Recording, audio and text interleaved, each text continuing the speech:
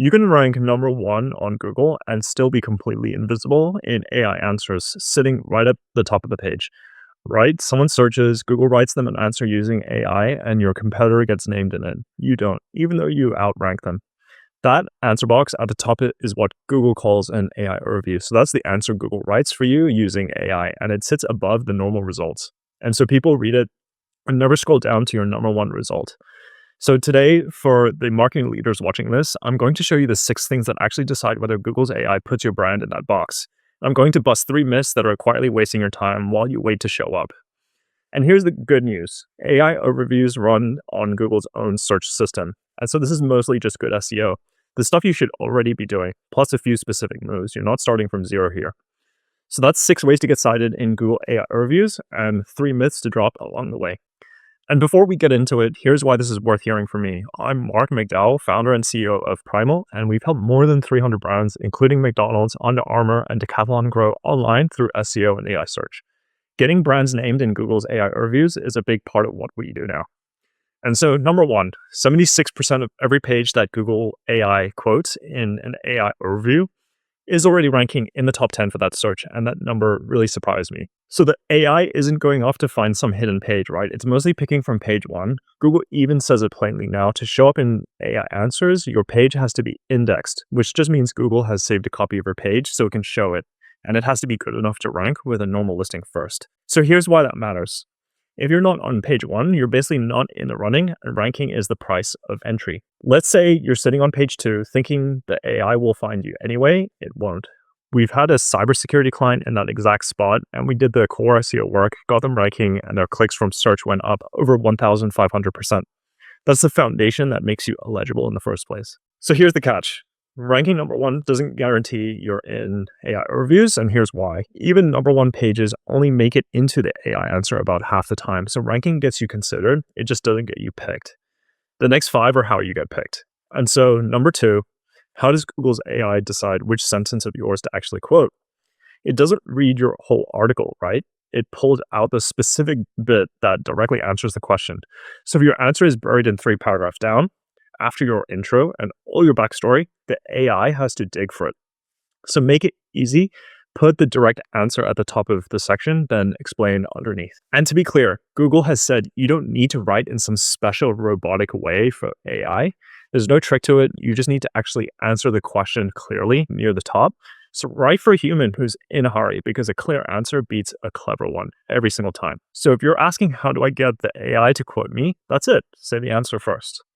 Number 3, this is the first myth. You do not need special code or schema markup to show up in AI overviews.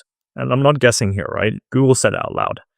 So let me explain that term. Schema, or structured data, is extra code you add to a page to label what things are for search engines.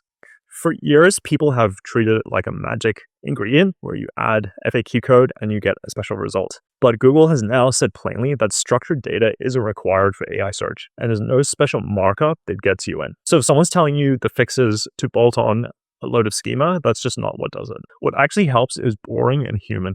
Clear headings, short paragraphs, bullet points, and a table when you've got data. So lay the page out so a person can scan it and find the answer in 2 seconds so that AI can too. We took an electronics retailer with a messy, hard-to-read site, cleaned up the structure and the technical side, and their traffic went up over 4,800%. There was no magic code involved, just a page people could actually read. And so, number 4, the strongest signal for showing up in AI search isn't on your website at all. It's how often your brand gets mentioned around the rest of the web, right? When other sites, articles, and especially videos talk about you, the AI reads that as a vote of confidence. So the more the web talks about you, the more the AI trusts you as an answer worth giving. And the freshest data on this is telling. As of May this year, the thing that lines up most closely with showing up in AI search is YouTube mentions. So being talked about on YouTube, which, let's be honest, is exactly what I'm doing right now.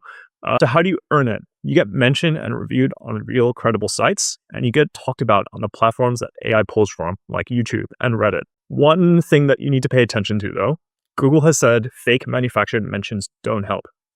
So don't go buying 100 spammy ones. Earn real ones. Across our whole client portfolio, the brands that win in AI search are almost the ones the rest of the web is talking about. way more than the ones with the prettiest website. Number 5, the second myth, and this one's going to annoy some SEO people. Your domain authority barely moves whether you get cited in AI overviews. So let me explain. Domain authority is a score out of 100 for how strong your whole website looks, based mostly on how many other sites link to you. So big website, lots of links, you get a high score. Everyone obsesses over it, right? But when you measure it against actual AI overview citations, the connection is basically zero. A small site with the right relevant page beats a giant site with a vaguely related one. And here's why. The AI is judging your specific page against the specific question. And so it isn't judging how big your domain is. Let's say you're a smaller brand up against the big marketplaces. We had a home maintenance company in exactly that fight, and we grew their search visibility over 400%, taking off competitors many times our size. They just had the better page for the exact question, even with a smaller domain. And so we get to number 6, the third myth. For Google AI overviews, newer isn't better. You'd assume the AI wants the freshest, just published content, right? But for Google's AI overviews, the opposite is true. The average page it cites is almost 4 years old, around 1,400 days. So here's why. Google's AI leans on content that has proven itself over time. The stuff that's established and trusted on the topic. So constantly republishing and changing the date to look fresh just doesn't win you the citation. What wins is building a strong page and keeping it good over the long run. So the page ages into authority instead of getting churned every few weeks. So if your whole plan is to pump out something new every week and hope, that's not what gets you into Google's AI answer.